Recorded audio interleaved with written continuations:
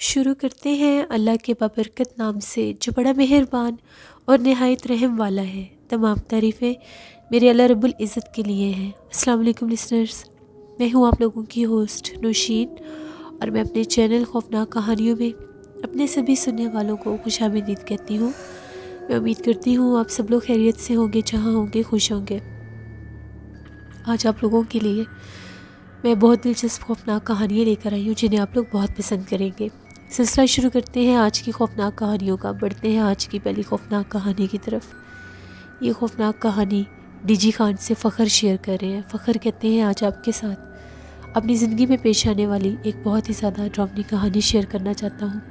आज से तकरीबन 18-19 साल पहले की बात है। मैं अपने चाचू के गांव गया हुआ था। उस वक्त मेरी एज तकरीबन 19-20 साल थी। पेपर से फ्री हुआ था तो मैं उनके पास चला गया। मेरे जो चाचू थे मेरे से बहुत ज़्यादा प्यार करते थे। उनका बेटा नहीं था, उन्होंने मुझे अपना बेटा बनाया हुआ था। और उनकी जो बेटियां थी वो बिल्कुल मुझे ऐसे ट्रीट करती थी जैसे मैं उनका सगा भाई हूँ। तो अभी मुझे वहाँ पर गए हुए तकरीबन 3 से 4 दिन ही हुए थे। चाचू की तबीयत बहुत ज़्यादा ख़राब थी। तो गांव में एक हकीम साहब थे, उनसे जाकर दवाई लेकर आनी थी। मुझे कुछ थोड़ा बहुत आइडिया था कि वो जिस जगह पर होते हैं, फिर भी मैंने कुछ समझ लिया क्योंकि मैं वहाँ पर स्टडीज़ में जब था तो इतना ख़ास जाता नहीं था। चाचू मिलने आ जाया करते थे, तो फ्री हुआ तो वहाँ पर रहने चला गया। सर्दियों का ही मौसम था। मैं घर से निकला तकरीबन रात के 9 साढ़े 9 बजे का टाइम था। गाँव में 9 साढ़े 9 बजे का टाइम भी काफ़ी ज़्यादा रात हो जाती है। हर तरफ अंधेरा था, काफ़ी ज़्यादा सन्नाटा था। कोई भी मुझे गांव में नज़र नहीं आ रहा था। जिस गली में चाचू का घर था बस वहाँ से निकला तो उसके कोने पर जो घर था वहाँ पर कुछ लोग आग जला कर बैठे हुए थे। जैसे सर्दियों में एक होता है, लोगों को शौक होता है। वो अपनी ड्राइंग रूम में लोगों की बैठक सी थी, खुली हुई थी, उसमें वो आग जला कर बैठे हुए थे। तो मैंने उन लोगों से पूछा कि मुझे चाचू के लिए दवाई लेने जानी है, उनकी तबीयत नहीं ठीक, तो हकीम साहब का घर किस तरफ है। उन लोगों ने बताया कि जिस तरफ से मुझे आइडिया था उस तरफ का ही वो रास्ता था, लेकिन वो थोड़ा लंबा रास्ता था। उनमें से एक शख्स ने कहा कि थोड़ा शॉर्टकट भी है, लेकिन उसके रास्ते में एक कब्रिस्तान आता है, रात का टाइम है तो बेहतर है उस साइड से ना ही जाओ। ये साइकिल खड़ा है, ये साइकिल ले जाओ और जो मेन रास्ता है उधर से चले जाओ। मैंने उन्हें कहा कि नहीं, साइकिल की ज़रूरत नहीं है, मैं चला जाऊँगा। मैंने सोचा इतने लंबे रास्ते से जाने से बेहतर है जो शॉर्टकट वे है मैं उधर से चला जाता हूँ। अब जो उसने मुझे शॉर्टकट रास्ता बताया था, मैं उस रोड के ऊपर मैंने चलना शुरू कर दिया। कच्चे रास्ते होते थे, वहाँ पर भी कुछ दूर दूर घर थे जिनमें रोशनियाँ जलती नज़र आ रही थी। उस गाँव में मोस्टली घर कच्चे ही थे, तो कच्चे घर होने की वजह से लोगों के सहन तो खाली नज़र आ रहे थे। छोटी छोटी दीवारें होती थी जैसे मिट्टी के घर होते हैं, लेकिन इंसान कोई भी नज़र नहीं आ रहा था। मैं चलता चलता बिल्कुल आबादी से, गांव से बाहर निकल आया। वही सड़क थी जो आगे तक कंटिन्यू हो रही थी। वहाँ पर लेफ़्ट साइड पर एक रास्ता था, उस तरफ मुझे जाना था। उसी लेफ़्ट साइड के रास्ते के ऊपर ही वो एक कब्रिस्तान था। अब वो जो लेफ़्ट साइड वाला रास्ता था वो बहुत ज़्यादा सुनसान और वीरान रास्ता था। चाचू के घर में एक टॉर्च थी, मैंने वो ली और मैं वो उसकी रोशनी में मैं जा रहा था। जैसे ही मैं कब्रिस्तान वाले रास्ते के ऊपर मैंने चलना शुरू किया, अभी तकरीबन 10 से 15 कदम ही मैं आगे बढ़ा था। कब्रिस्तान मुझे, मेरी राइट साइड पर कब्रिस्तान बनता था, वो भी नज़र आ रहा था। टॉर्च मेरे पास थी तो मैं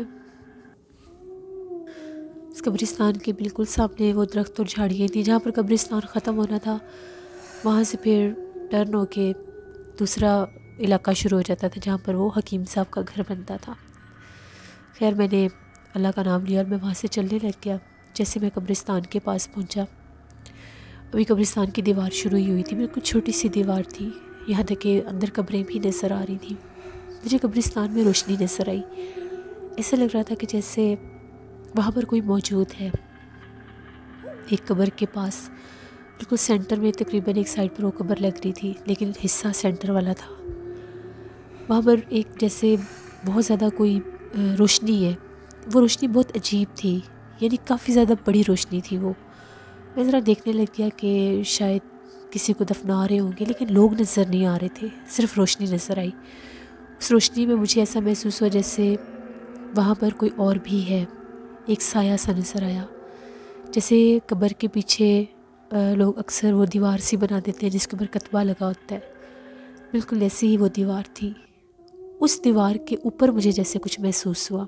बाकायदा मैंने देखा, मैंने टॉर्च की रोशनी में भी देखा, ना चाहते हुए भी मैं खड़ा होकर उस तरफ देखने लग गया। वो अजीब सा सीन था एक, कोई इतनी ख़ास आधी रात भी नहीं थी, तकरीबन 10 बज गए होंगे मुझे वहाँ से चलते चलते। तो एकदम से मुझे रोने की आवाज़ें आने लगी। वो रोने की आवाज़ें बहुत ज़्यादा भयानक थी।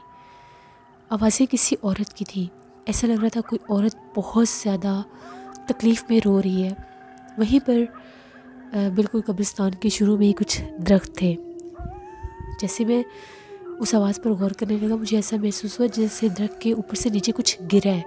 मुझे कुछ गिरने की आवाज़ आई तो मैं डर के थोड़ा सा पीछे हट गया। पता नहीं क्या गिरा है। मैं रोशनी में देखने लगा तो काले रंग का जैसे कोई परिंदा सा था। फड़फड़ा रहे थे उसके पर भी, उसके परों के फड़फड़ाने की आवाज़ भी मैं वैसे देख रहा था, मेरे सामने वो फड़फड़ा रहा था परिंदा। मुझे समझ नहीं आई कि पता नहीं इस परिंदे को क्या हुआ है, उधर औरत रो रही है और ये परिंदा कैसा है। देखने में वो परिंदा ऐसे था जैसे उल्लू होता है। जैसे उसने गर्दन घुमाई, उसको देख के मैं बहुत ज़्यादा डर गया। अभी मैं पीछे हटा ही था तो वो परिंदा थोड़ा सा ऊंचा हुआ, ऐसे लगा जैसे गायब हो गया। मैं एकदम से घबरा गया कि ये सब क्या हो रहा है। उधर से उस औरत की इतनी भयानक आवाज़ें आ रही थी, मैं बहुत ज़्यादा डर गया और मैंने यही सोचा कि मैं यहाँ से भागता हूँ। जब वो परिंदा गायब हुआ तो मैं बहुत डर गया। उधर से उस औरत के रोने की आवाज़ें आ रही थी, मैंने भागना शुरू कर दिया। अभी वो कब्रिस्तान ख़त्म नहीं हुआ था। जैसे मैं भागने लगा मुझे ऐसा लगा जैसे बिल्कुल मेरे सामने कोई खड़ा हुआ है। मैंने रोशनी में देखा, स्याह लिबास में एक औरत थी, उसके बाल खुले हुए थे। जैसे मैंने उसके पैर देखे तो उसके पैर उल्टे थे। इतना भयानक उसका चेहरा था। अभी मैंने इसको दूर से ही देखा था, पास तो मैं इसके गया ही नहीं। जैसे मैंने सामने किसी को खड़े देखा, मैं बहुत तेज़ी से भाग रहा था तो मैं रुक गया। जब मैंने उस औरत को देखा, अब आगे वो औरत थी, मैं तो बहुत डर गया। बिल्कुल सन्नाटा, सुनसान, वीरान जगह, एक साइड पर कब्रिस्तान और एक साइड पर वो जंगल का जैसे होता है हिस्सा, झाड़ियाँ और दरख्त वो था।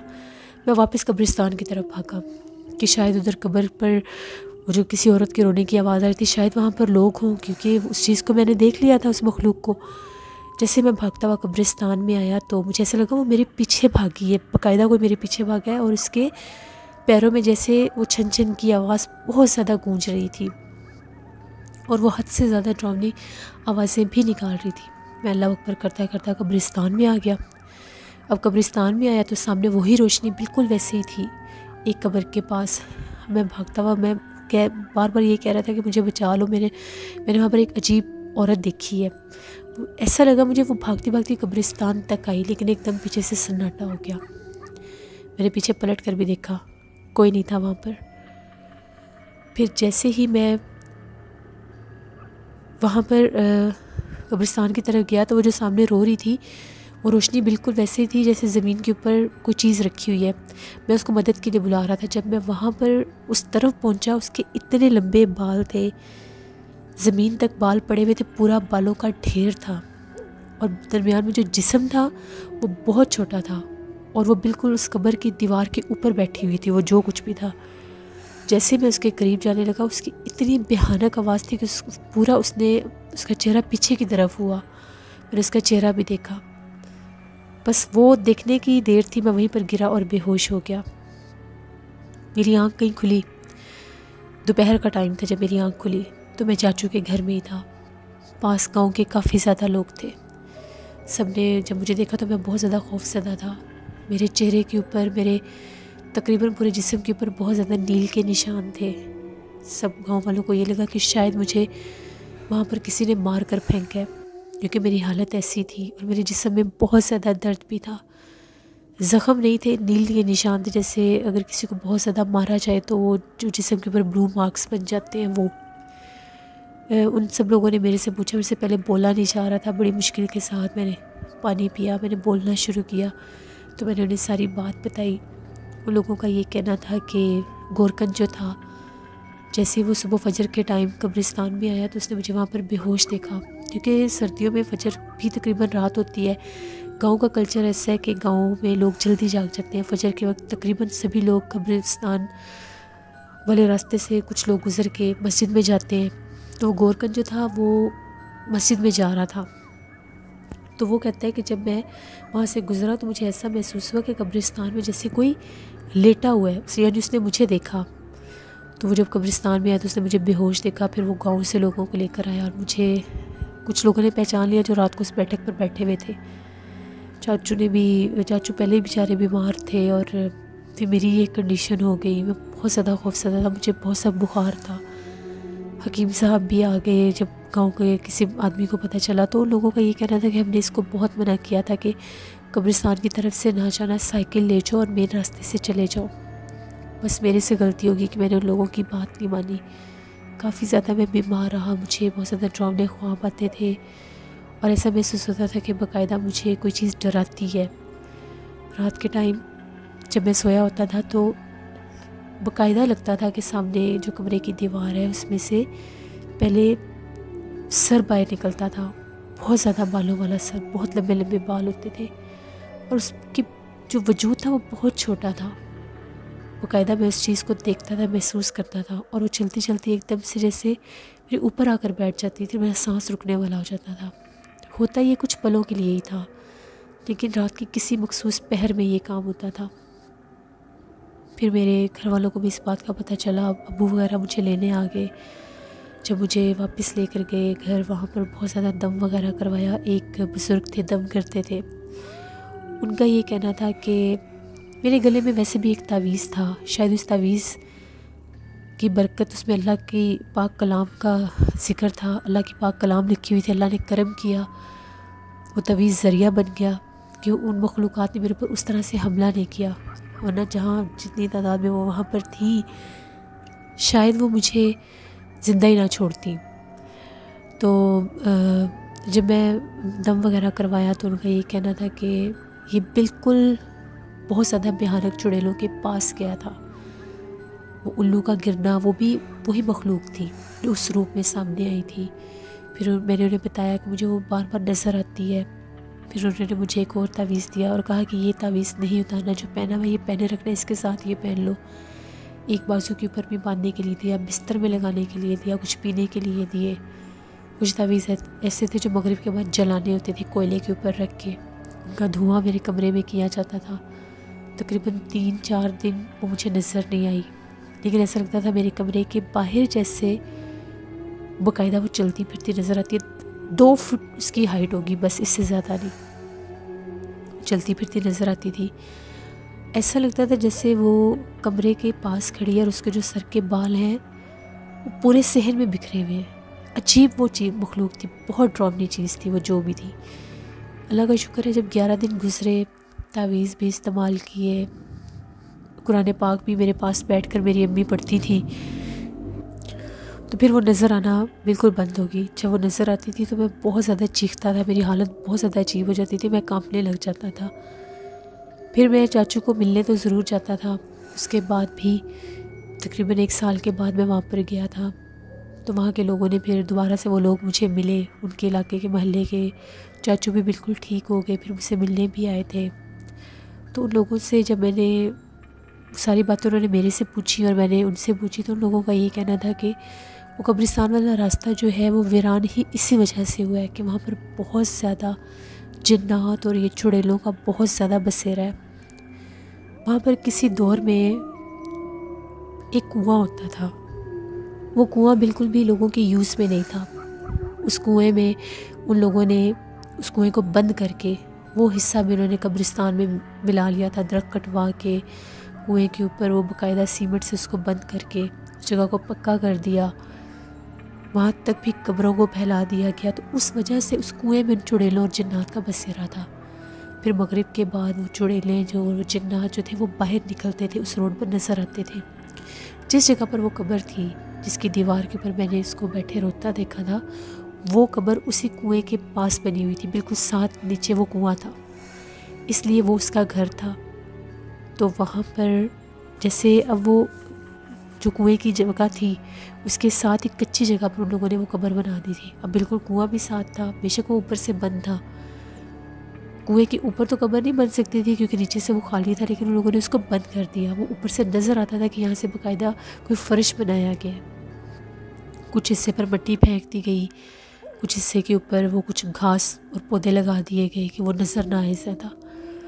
तो उस वजह से वो मखलूक़ात वहाँ पर बहुत ज़्यादा थी। ये बातें मुझे सारी गांव के लोगों ने बताई, फिर चाचू लोगों ने भी बताई कि अक्सर सर्दियों की रातों में जब बहुत ज़्यादा ठंड होती है, सन्नाटा जल्दी हो जाता है, तो बहुत ज़्यादा फ़िज़ा में अजीबोगरीब चीखें सुनाई देती हैं। कुछ लोग कहते हैं कि वो जैसे जंगली जानवरों की आवाज़ें, लेकिन कुछ लोग कहते हैं कि वो औरतों की आवाज़ें होती हैं। जिन लोगों के घर उस साइड पर बनते हैं, उन्हीं में से वो हकीम साहब का भी घर था। वो लोग कहते थे कि बाकायदा हमें ऐसा महसूस होता है कि उस आबादी के कोने तक वो मखलूक़ात आती हैं, लेकिन आबादी के अंदर नहीं आ सकती क्योंकि वो उस कुएं की मुकीम थी, वहाँ पर कैद हुई हुई थी, तो एक हद तक बाहर निकल सकती हैं। फिर शाम के टाइम कोई भी कब्रिस्तान में नहीं जाता था, लेकिन मुझे उन लोगों ने उस वक्त शायद वो बात इसलिए नहीं बताई थी कि मैं अकेला था, मैं डर जाऊँगा, तो शायद मैं मेन रास्ते की तरफ से भी ना जाऊँ। कोई भी इंसान अगर ऐसी बात सुने कि जिस जगह से उसने गुज़र कर जाना है या जिस साइड से उसने गुज़र कर जाना है वहाँ पर ये मामला है, तो कोई भी वहाँ पर नहीं जाएगा। मैंने जो एक्सपीरियंस अपनी लाइफ में किया, मैं उसे कभी भी नहीं भुला सकता। आज भी मुझे वो याद आते हैं तो मेरे रोंगटे खड़े हो जाते हैं। जिसको मैंने रास्ते में खड़े देखा था, वो बाकायदा मेरे पीछे भाग कर आई थी। उसकी शक्ल बहुत ज़्यादा डरावनी थी, लेकिन उसका कद बहुत लंबा था। उल्टे पैर मैंने खुद देखे और गाय की तरह उसका चेहरा था, बहुत बड़ा। मैं अल्लाह का शुक्र अदा करता हूँ कि अल्लाह ने मुझे इतनी डरावनी मखलूक़ात में से भी बचा लिया। कभी भी फिर मैं कब्रिस्तान के उस रास्ते की तरफ नहीं गया। चाचू बताते थे कि एक दफ़ा उनके साथ भी ये हादसा हुआ था। चाचू एक दफ़ा अपने काम से वापस आ रहे थे, तो चाचू कहते हैं कि मैं बिल्कुल वो कब्रिस्तान वाले रास्ते के पास से गुजरा था। अभी मगरिब हुए हुए कुछ मिनट ही हुए हुए थे, मगरिब के बाद अंधेरा तो हो जाता है। तो चाचू कहते हैं मुझे वहाँ पर बाकायदा एक औरत ने बुलाया था और ये कहा था कि ये कब्रिस्तान तक मैंने जाना है, तो मेरे साथ आ जाए, ये मेरे पास कुछ चीज़ें हैं जो मुझे उधर रखनी है। चाचू कहते हैं मैं समझ गया था क्योंकि उसने अपना चेहरा छुपाया हुआ था। चाचू कहते हैं मैंने उसकी किसी बात का कोई जवाब नहीं दिया। जैसे मैंने सिगरेट सुलगाई, तो वो कहते हैं जैसे मैंने वो सिगरेट लगाया, उसका जो फ्लेम, वो आग जली जब माचिस से, तो वो डर गई, एकदम से वो वहाँ से भागने लग गई। चाचू कहते हैं मैं फ़ौरन घर आ गया वापस। तो वहाँ पर उन लोगों के साथ, गांव के लोगों के साथ ऐसे बहुत से वाक़यात होते थे। बहुत से लोग कहते थे मैं मुख्तलिफ़ शक्लों में, मुख्तलिफ़ रूप में वो मखलूक़ें नज़र आती हैं, यानी वो मखलूक़ात जो है कभी जानवरों के रूप में नज़र आती है, जैसे मैंने उल्लू के रूप में भी देखी थी, वो परिंदे के रूप में। बहुत से लोगों का ये कहना था कि हमें बिल्लियाँ नज़र आती हैं उस रास्ते के ऊपर, काले रंग की ड्रावनी बिल्लियाँ होती हैं, वो एकदम से सामने आती हैं, भाग कर फिर गायब हो जाती हैं। कुछ लोगों का ये कहना था कि हम लोगों को वहाँ पर बाकायदा जैसे गधे नुमा मखलूक भी कोई नज़र आती है, कोई गधा होता है जैसे, अजीबोगरीब वहाँ पर चीज़ें थी। गाय की आवाज़ें सुनाई देती थी, जबकि उस तरफ ना किसी का आना था ना जाना था। जब मैंने ये सारे वाक़यात सुने तो मैं बहुत ज़्यादा खौफज़दा हो गया। तकरीबन उस जो मेरे साथ ये वाक़या हुआ था, उससे 3 साल के बाद मेरे चाचू वगैरह भी शहर में शिफ्ट हो गए थे। गांव वाला घर उन लोगों ने बंद कर दिया था। तो बहुत ज़्यादा खौफ आता है आज भी जब वो रात याद आती है। ये मेरी स्टोरी थी जो मैंने आपके साथ शेयर की। बहुत शुक्रिया फ़खर आपका। लिसनर्स, ये थी आज की एक ही खौफनाक कहानी। मेरी कुछ तबीयत भी ठीक नहीं है, तो आई होप आप लोगों को अच्छी लगी होगी। अपना फ़ीडबैक मुझे ज़रूर दें। आप लोग भी अपनी खौफनाक कहानियाँ शेयर कर सकते हैं डिस्क्रिप्शन बॉक्स में दिए गए ईमेल ID noshinmir57@gmail.com पर। इसके अलावा आप लोग मुझे कमेंट बॉक्स में भी स्टोरी शेयर कर सकते हैं। हॉरर उर्दू सेंटर पर मैं वजिया सहर का नावल खजूर का दरख्त ऑनियर कर रही हूँ। अच्छा नावल है, आज उसकी सेकंड एपिसोड थी। विज़िट करिएगा, आप लोगों को पसंद आएगा। अपना बहुत सा ख्याल रखिएगा, अपने ढेरों दुआओं में मुझे मेरे वालिदैन को ज़रूर याद रखिएगा। मेरी दुआएं आप सबके साथ हैं। इंशाल्लाह कल फिर नई स्टोरी में मुलाकात होगी। Thank you for watching. Stay blessed. Allah निगहबान।